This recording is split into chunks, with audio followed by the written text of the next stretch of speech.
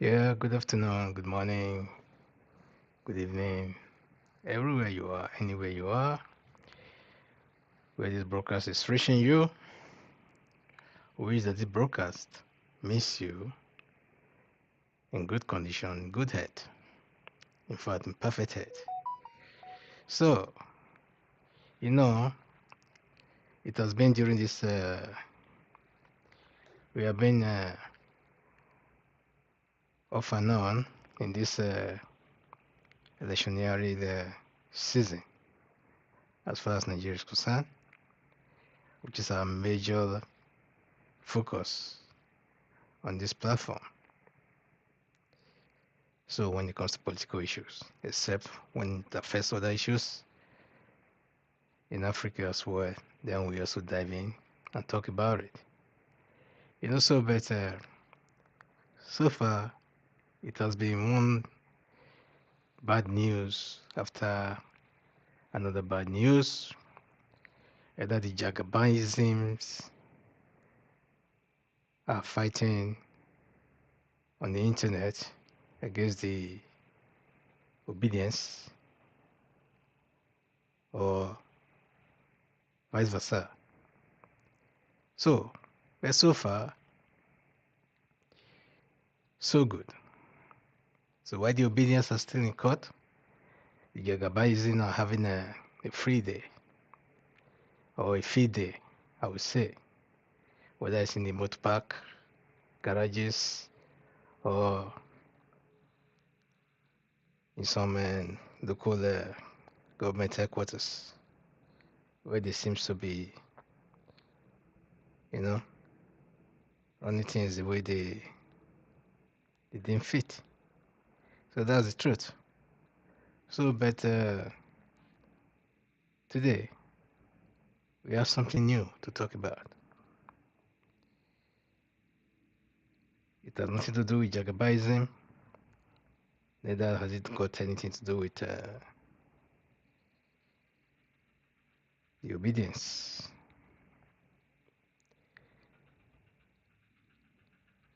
So what we have here today is a young girl who happens to bring pride to the country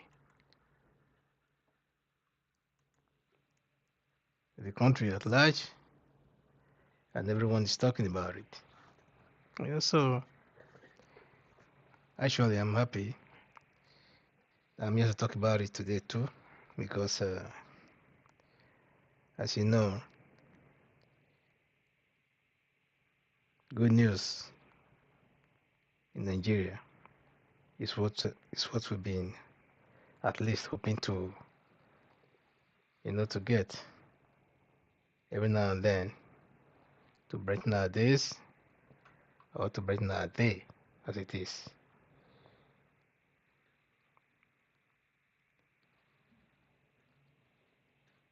So it has to be, yeah, I mean, it has to do with the Utme exam, which is the jump.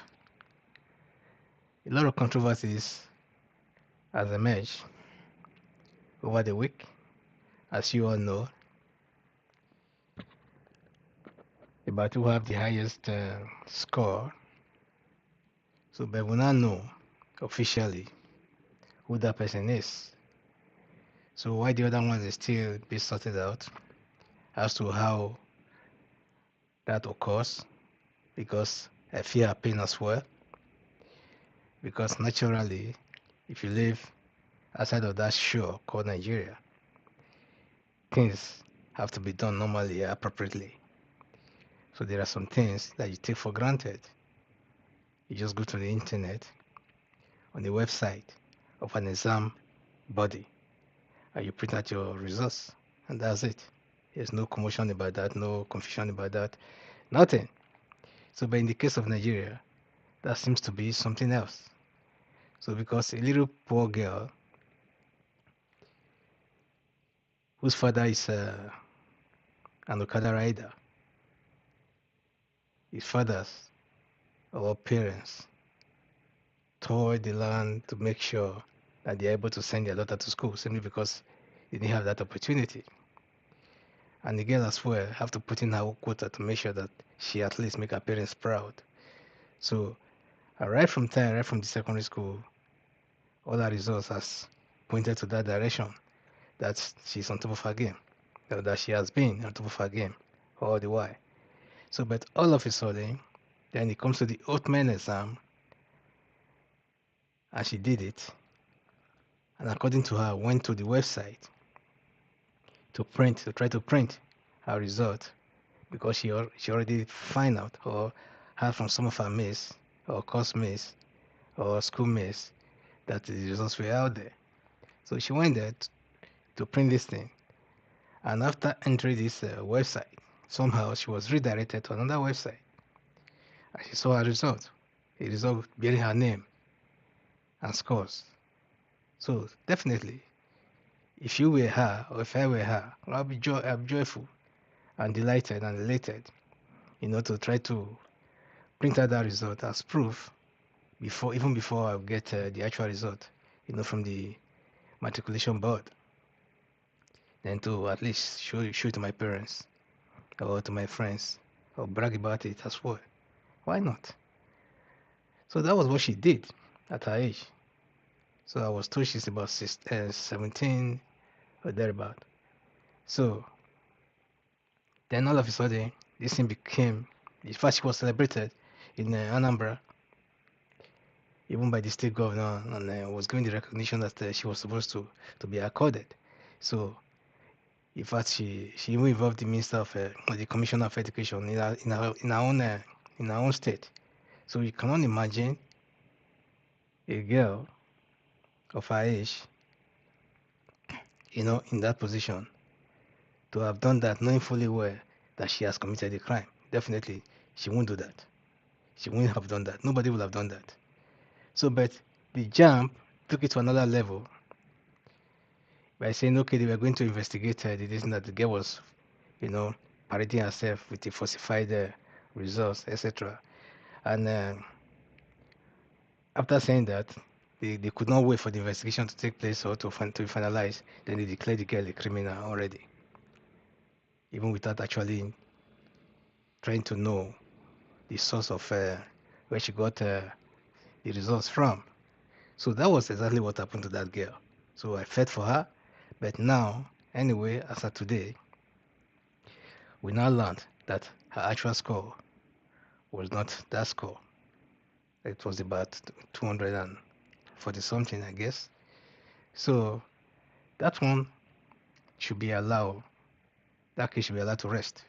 So, but my own take on that is that the girl also should be left alone, and her actual result, should be given to her.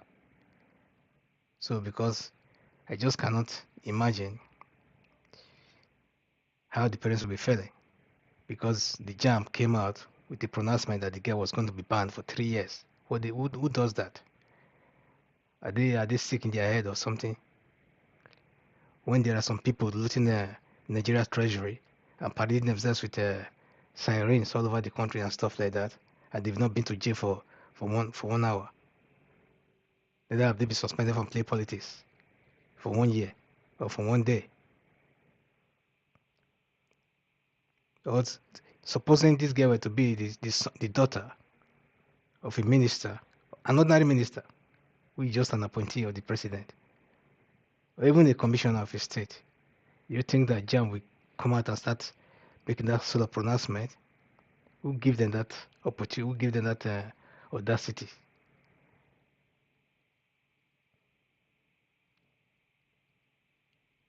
Or supposing this girl were to be the daughter of one top APC uh, political chairman or something, whether in the world level, at the world level, or even at the state level, would they have done that? Definitely, they would not. It's not like we are supporting any criminality here.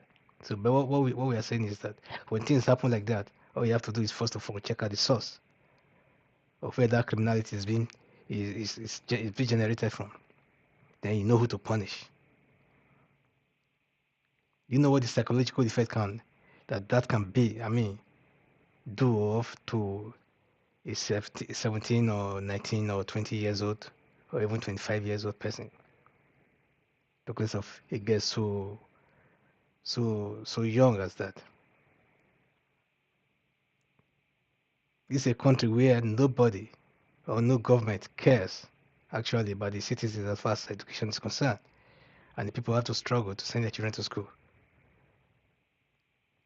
So that is my own take on that. So I think the JAMB registrar and whoever he thinks he is, you think twice and reverse himself on that case right away, immediately, and let that get be. So, but the good news we have for you today is that the actual leader of the year, the highest scorer of the Utme exam for 2023 is the girl you are seeing right there, Tochukwu Umeh. He scored 360, and this one is official. So let's take you on that, and let's celebrate this one, with all our eyes open and with, our chest beating, and with our put our hands together to applaud, her ruggedness, as far as trying to acquire knowledge by every means is concerned. So, and the result that she has displayed here, her tenacity, and everything else that motivates her, to come out with this kind of score. So she has made all of us proud, made Nigerians proud, both home and abroad. We are very proud of her. So let me take you to the Arise News with Abati and, and the cruise. Let's see how the 16 years old Kamsiyochukwu Umeh, who emerged as a top scorer with an outstanding mark of 360, is the highest achiever in the 2023 Utme. Kamsi, a student of Deeper Life High School in Mowe, Ogun State, says her major role model is Pastor Dr. W.F. Kumoyi and Dr. Ben Carson. The Anambra State-born student says she has always been a lover of chemistry, where she scored 99 out of 100. Joining us now is Kamsiyochukwu Umeh, UTME highest scorer. Good morning, Kamsi. Welcome to the morning show and congratulations. Thank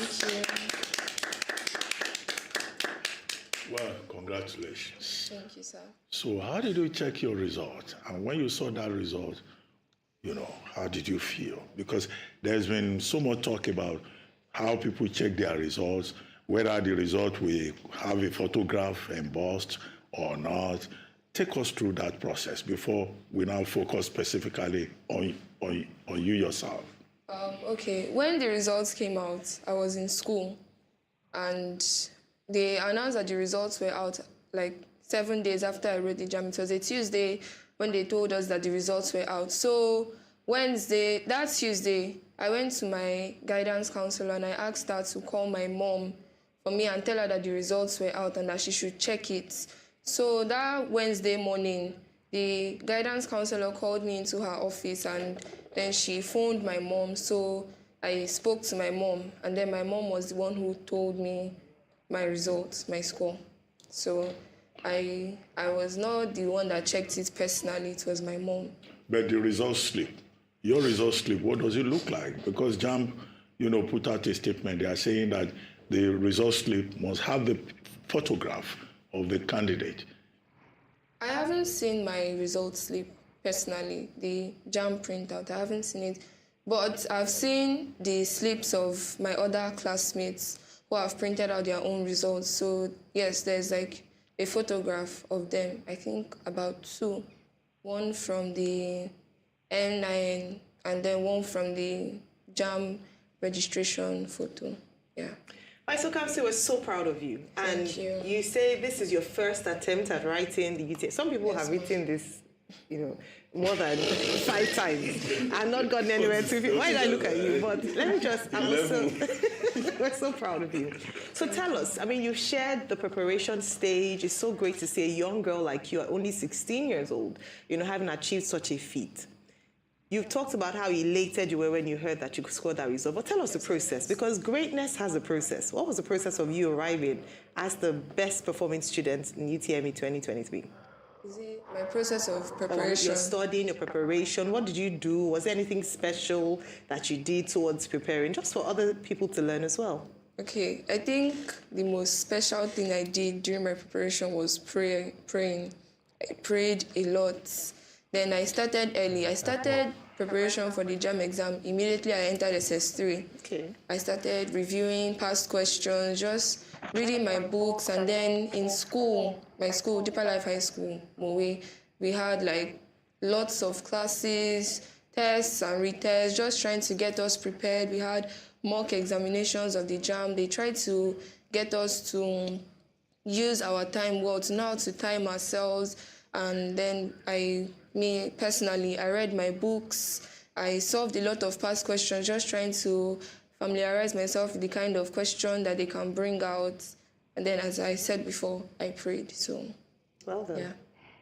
So one thing I know about academic success is that it doesn't come by reading. It comes by a reading habit. Okay. For the sake of Nigerians watching out there, can you tell us about your reading habit daily and your reading rigor?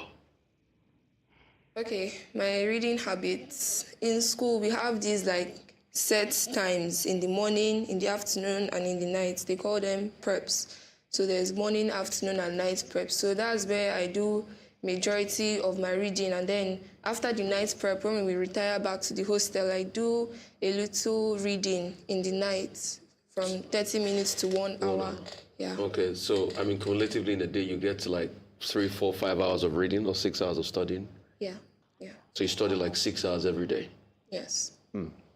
Tell us about your school, Deeper Life High School, because the school seems to have a reputation for producing geniuses like you. What is the school environment like? What kind of teachers do you have? Because Deeper Life High School everywhere, doing so well. Tell us about the school.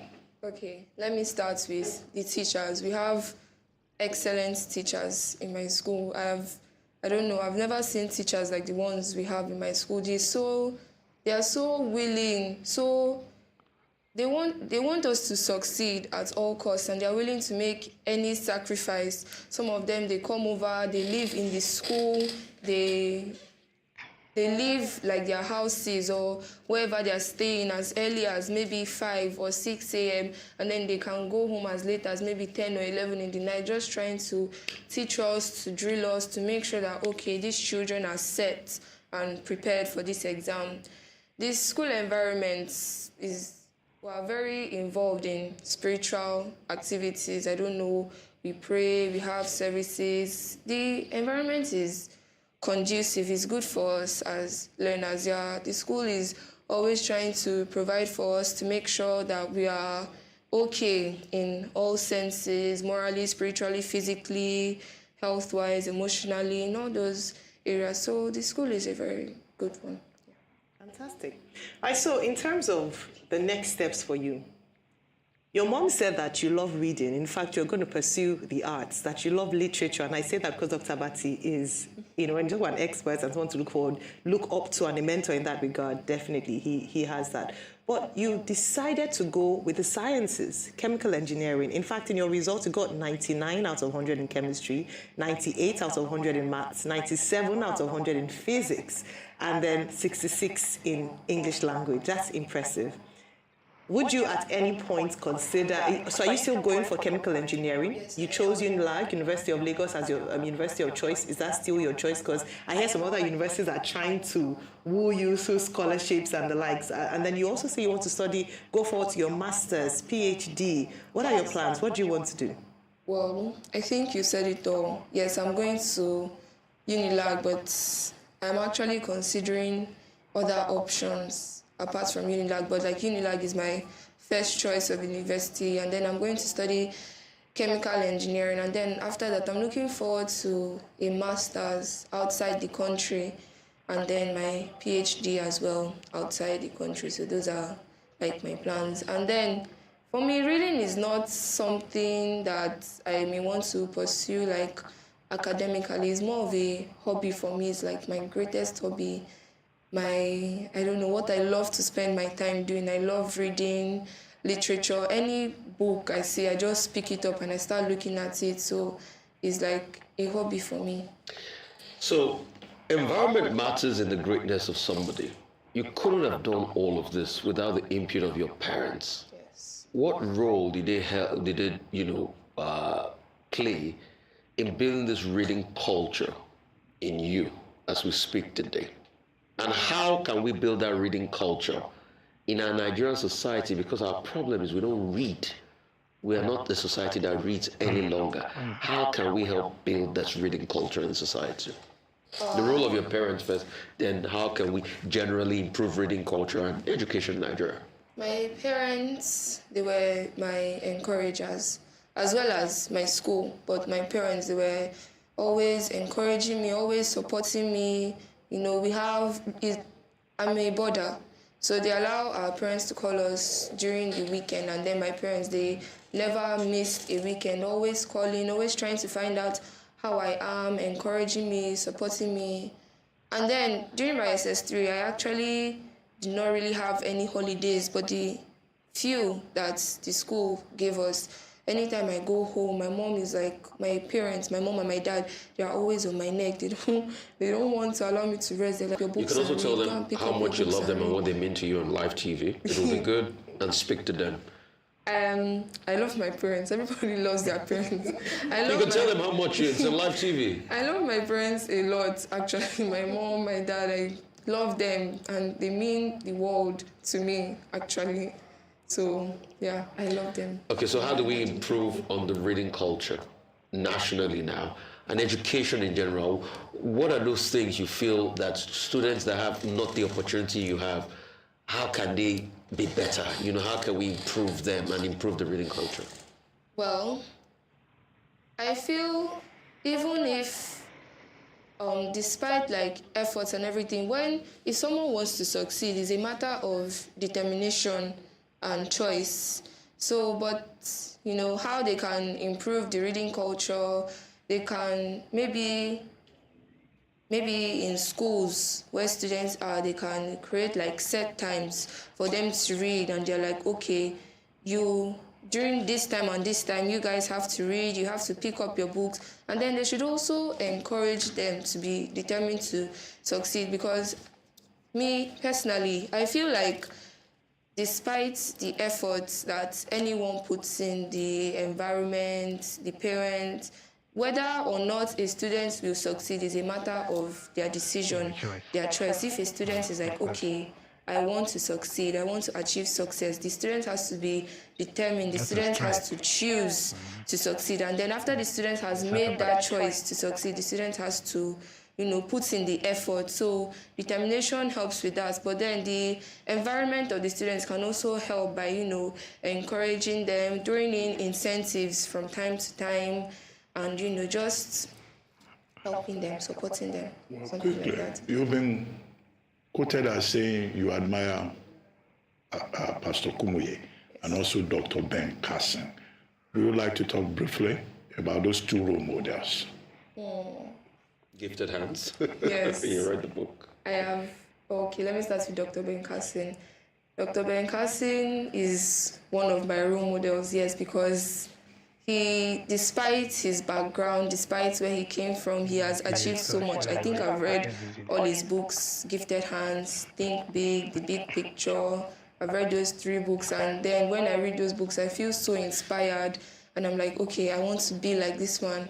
And then Pastor Dr. W.F. Kumuyi, he's my greatest role model. Like, when he's the proprietor of my school, so we have like services, deeper life services in my school, and then anytime he comes up on stage to preach, I'm always awed by how he carries himself, how he talks, how he's not afraid to say what needs to be said, and how great he is and the respect that people have for him. I've not met him personally, but I would really like to. Well, certainly. I'm sure Pastor Kumoye himself will invite you as a superstar, promoting his legacy with your distinction. Absolutely. Well, thank you so much, Kamsiyochukwu Umeh, for your time with us this morning. It was such a pleasure speaking with you on the morning show. So, as you can see, you just heard it from the horse's mouth. So I think we have to give it to her there because she has done everything that she's supposed to do, and now she's being celebrated nationwide. So that is exactly what we want. So, but there's something that she said that I'm going to try to address here because I've always said that no matter how you push a child to try to succeed, at the end of the day, you still have to, the whole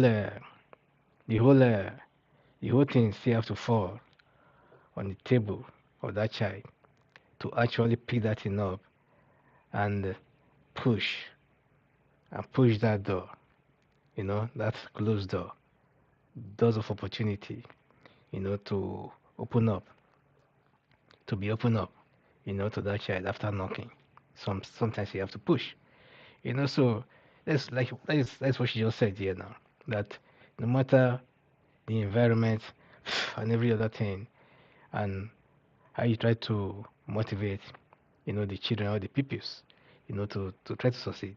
But at the end of the day, the onus lies on the child's own table to really want that thing bad enough, to want to strive that a little bit, putting that little bit of extra strength, to try to strive to achieve that success that the child actually wants. So because, for example, this child attend the school where you have maybe up to, let's say, 100. They just say on the safe side and say hundreds of pupils, in that level of class. I'm not talking about the whole school. In that level of class, first of all, that is a distraction enough, to go and play, to go and do a lot of things, to go and do all kinds of, all kinds of, play all kinds of games, whether on the computers or in the physical exercise and things like that. But she chose to do those things at the time that she's supposed to do them, and at the same time, still set up, her own time aside to learn or to study on those things. So, and if you check it very well, there was the place where she said she spent another extra 30 minutes before she go to bed, or 1 hour, to go through some some books and things like that. So you can imagine. So this guy is a science student. So at the same time, he still read a lot of books, which is literature, which means English languages and stuff like that. Try to better her, her English. So these are the things. These are the key motivations to take these things. Look at these things, because it's like going into her brain to try to see that thing that prepare her, that motivates her to do what she does, and the result is what we see of this whole thing. So, and if you check all her records now, then you find out that she has been very consistent with what she has been doing so far. So I wish her well, and I congratulate her once more, and I hope that she'll be able to succeed in all her endeavors, because, like you said, she want to do her BSc in Nigeria, while she do her masters overseas, or her PhD overseas, which is very, very possible. So that is that. So Kamsiyochukwu Umeh, you are the best, you are the greatest. 2023 is your year. So congratulations once more. But there's no way I will talk about this girl without referring back to the other other one that I started this whole thing with. So I think I still have to look for a picture of that one and flash it so that we will not still forget her, because I think a lot of people are bastardizing her, for now because of what Jam said about so many things. So, but I'm not carried away by what Jam said. I'm still going to come again to try to say one or two things about her. So this is a picture here. So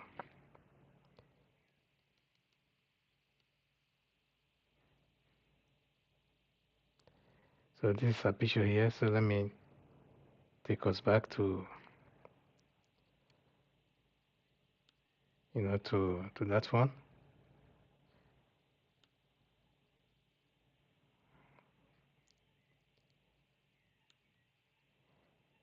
Here, you remember the Utme resort unneeded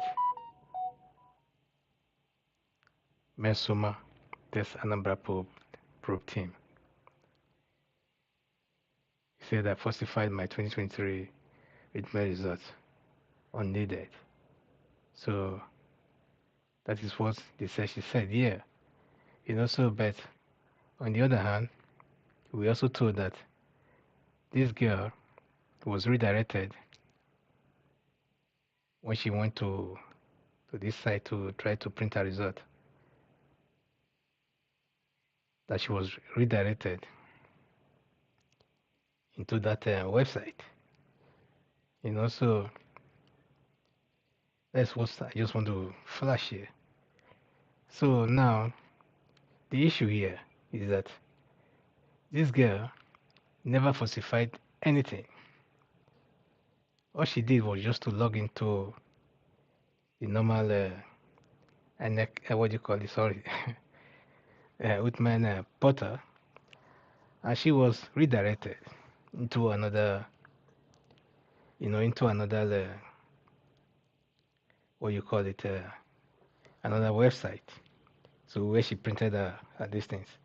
So the members of the panel set up by the Anambra State government to unravel the truth about the unified tertiary matriculation examination results of Nsoma Joy Ejikeme were shocked when she admitted before then that she actually went to the website, and the website redirected her into where she found herself, and all she did was just to print out what she saw there. So that was it. So now this girl, who is 19 years old, found herself in this mess. So, but my take on this and my worry is that they should not use this thing to destroy her future because of one little mistake that is probably not a fault. So I would say probably until everything is quite investigated and let's say investigated.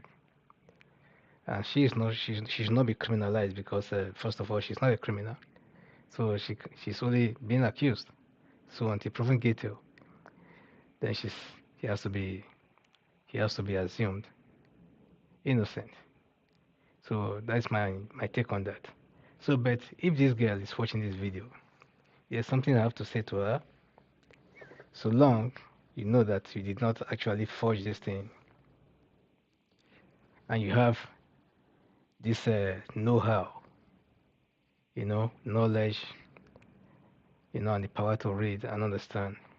It doesn't actually matters whether you score the highest or the closest to the highest and whatever in JAMB, because as far as I'm concerned, JAMB is a distraction. In Nigeria, I think JAMB should be scrapped, because in Nigeria, because of JAMB, a lot of people has failed to to proceed with their educational pursuit. It's not supposed to be so because it's not so in any other civilized country. So why don't we always try to learn from the best? Why are we always, dragging our people and discouraging people from trying to get knowledge? So Nigeria has been another case like that. The government has been the problem of the citizens right from time, being it in the primary, secondary, and now in the university levels. So, but the problem with JAM is that they will keep dragging you back there or backward there. That, for example, you have a 5 or 6, A1, 6 credits in sciences and mathematics, etc. And yet, you're able to enter a university of your choice simply because you cannot score the maybe uh, 290 or 320 and whatever, on average, to secure a permanent place in one university in that country. And sometimes you just imagine that sometimes the university you choose, if you choose like University of Lagos, for example, and those top universities like you say Msuka, or OAU or Ahmadu Bello, for example. And let's say there's one hot course that is going up there. Let's say the best engineers are coming from University of Lagos, and you want to compete there, and all the other best engineer or best physics and let's say students from the science students, everyone is competing to go to that same school and stuff, and they need just about 50 of those students, 200 are applying. So even if you score a very reasonable cutoff, definitely they will not even admit you there. So, and if you start to go and start going for the second choice university as well, if those second choice universities also have their own students who are coming from their own state, competing for that same space, definitely they will not even consider you as well. So, except maybe you go to your state university, which might not even occur to you as at that time, because maybe what you just needed then was those top university, because after all you have all the grades that you think that you need, to compete in nationally. So that is the mistake that a lot of people make. So, and at the end of the day, when you miss out from that first year, then you get devastated, then emotionally, emotionally, demolished. Then you have to wait for another year again to write another jam. So what the hell is that? Who does that? Which country does that? So if you are 19 or if you are 16, then then this thing happened to you. Then you wait for another till you are 17 again before you have to write another exam again to enter another university. Then if you miss again, you have to wait again. Then you are become 18. A case not taking, if that girl is a girl, and a case not taking, she maybe during this time she got herself pregnant. Then that will be the end, of her educational pursuit. So the same thing happened to the boys. So why the boys waiting for this whole thing to happen?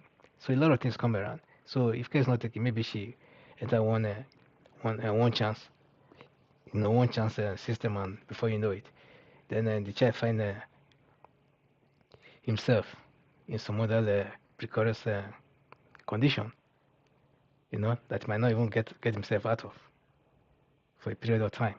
So that can also happen. So, but what I'm saying is that abroad is not like that. So if you are watching and this thing happened to you like that, forget about JAM. Don't forget to try some other universities out there that is not even within that country, and yet it's not even as expensive as the one in Nigeria, just within Western African axis or within the African axis. You'll be surprised that their school fees, their feedings and everything, as compared to what you have to pay to study in Nigeria, that theirs is not even up to half of it.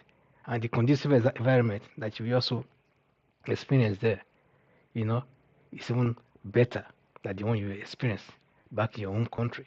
So that is just what I would say for now.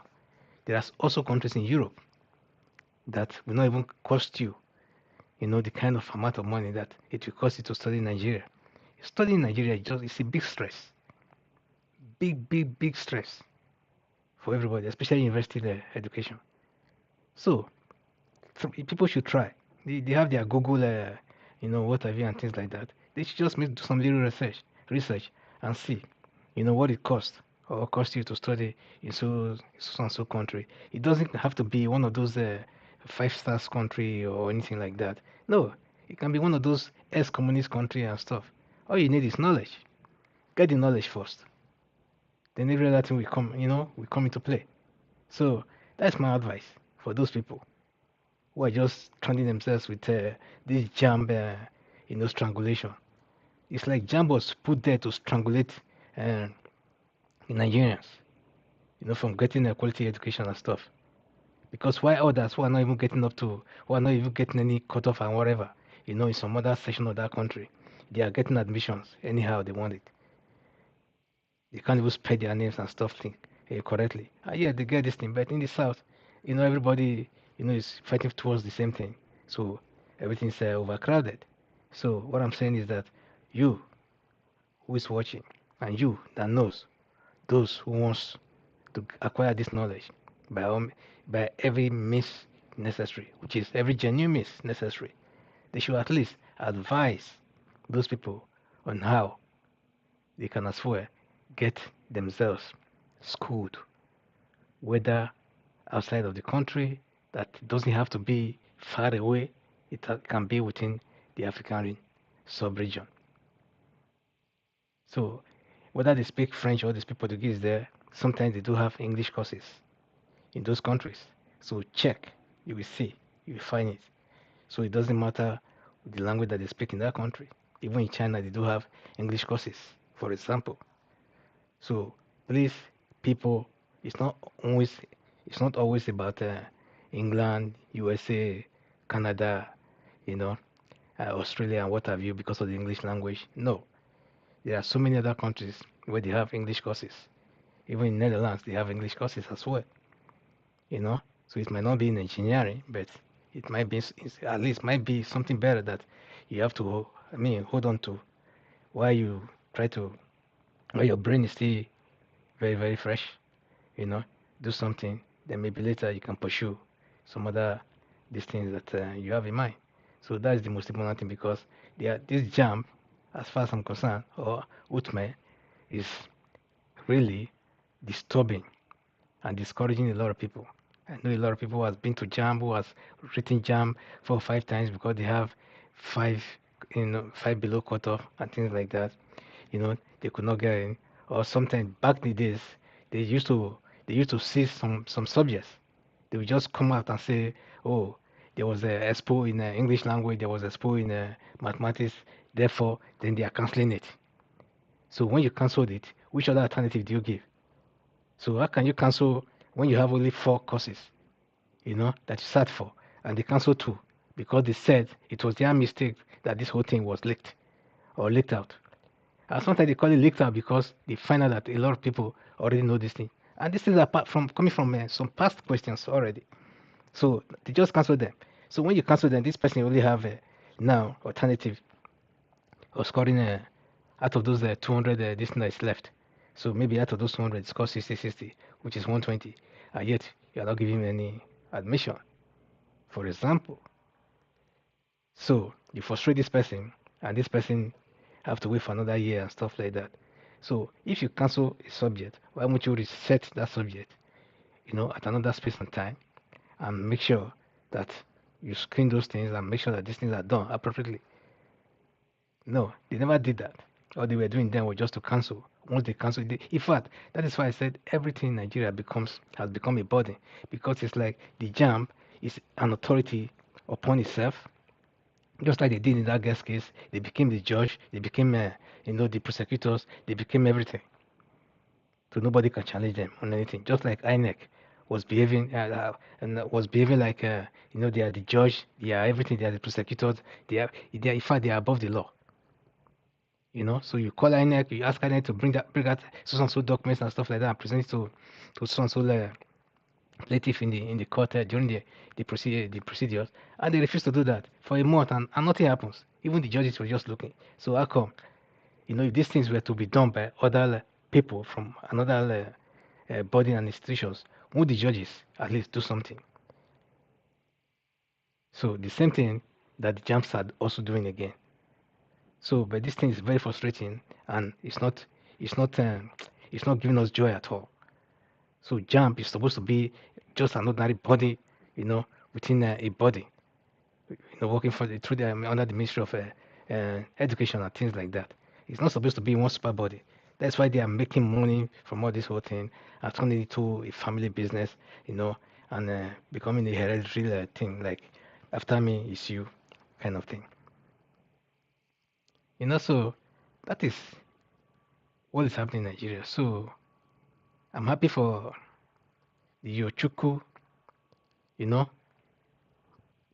Yochukwu Umeh, who has made us proud, and I wish her all the best, and I hope that she's able to achieve all her dreams without any problem. So that's my take on that. So let me finish with that now and take another session. Thank you. God bless you for coming to for coming to Nigeria Matters. Thank you for coming in here. Thank you for watching. And please don't forget, if you've not subscribed to this channel, please do so and give us a thumbs up. And please help us to circulate this video and let it go viral. So thank you and God bless you. I'll see you soon. Bye.